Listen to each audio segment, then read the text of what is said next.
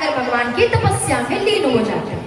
अब राजा भरत भी वृद्ध हो चुके थे, अपने पुत्रों का राज्याभिषेक किया, अपने बेटों को राजा बनाया है और घर द्वार महल अटारी परिवार संसार सबका त्याग करके भरत जी जंगल आ गए। जंगल के बीचों बीच कुटिया बनाते हैं और उसी झोपड़ी में उसी कुटिया में रहकर प्रतिदिन भगवान की सेवा किया करते, तपस्या किया करते। एक रोज जब भरत जी नदी स्नान करने गए, भरत जी एक दृश्य देखते हैं। उस नदी के किनारे एक गर्भवती हिरनी थी। वो हिरनी एक ही छलांग में पूरी नदी को पार करने की चेष्टा कर रही है। जैसे ही हिरनी छलांग मारती है, उनके गर्भ का बच्चा पानी में गिर गया और उसी समय वहीं पर उस हिरनी की मृत्यु हो गई। भरत जी तुरंत उस हिरण के बच्चे को अपने गोद में उठा लेते हैं, क्योंकि कोई भी अच्छा व्यक्ति जिसके अंदर इंसानियत हो, वो अपने सामने किसी भी जीव जंतु किसी को मरता नहीं देख सकता। भरत जी तुरंत उस हिरण के बच्चे को उठा लेते हैं, प्रेम से अपने झोपड़ी में लेकर आए और उस हिरण की सेवा करने लगे, उस हिरण की, उस मृग बालक की सेवा करने लगे। धीरे धीरे समय बीता और भरत जी को उस हिरण से बड़ा लगाव हो गया है। जहां भी जाते उस हिरण को साथ लेकर जाते। स्नान करना है, साथ में स्नान करेंगे, साथ में भोजन करेंगे, साथ में पूजा करेंगे, हर जगह उस हिरण को साथ लेकर जाया करते। एक बात बताइए, भरत जी जंगल क्या करने आए थे? कहिए। कथा आप ही सुन रहे हैं ना? उत्तर दीजिए। आपस में इतनी धीरे धीरे बोलते हैं ना, आपकी मेरे कानों तक आवाज ही नहीं पहुंचे। इतनी शांति है फिर भी आवाज नहीं आ रही। कहिए, भरत जी क्या करने आए थे? तपस्या करने आए थे।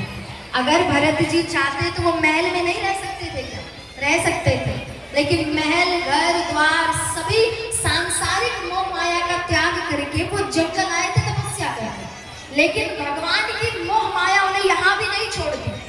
वो एक हिरण के मोह में पड़ गए हैं, यानी हिरण से इतना लगाव हो गया है कि अब हर जगह उस हिरण को साथ लेकर जा रहे हैं। पूजा करने भी बैठ रहे हैं तो मन में वो हिरण ही चल रहा है, तपस्या में भी ध्यान नहीं लग रहा, ध्यान उस हिरण पर लगा है। एक दिन भरत जी अपनी झोपड़ी के अंदर पूजा की तैयारी कर रहे थे और वो जो हिरण था वो झोपड़ी के बाहर खेल रहा था।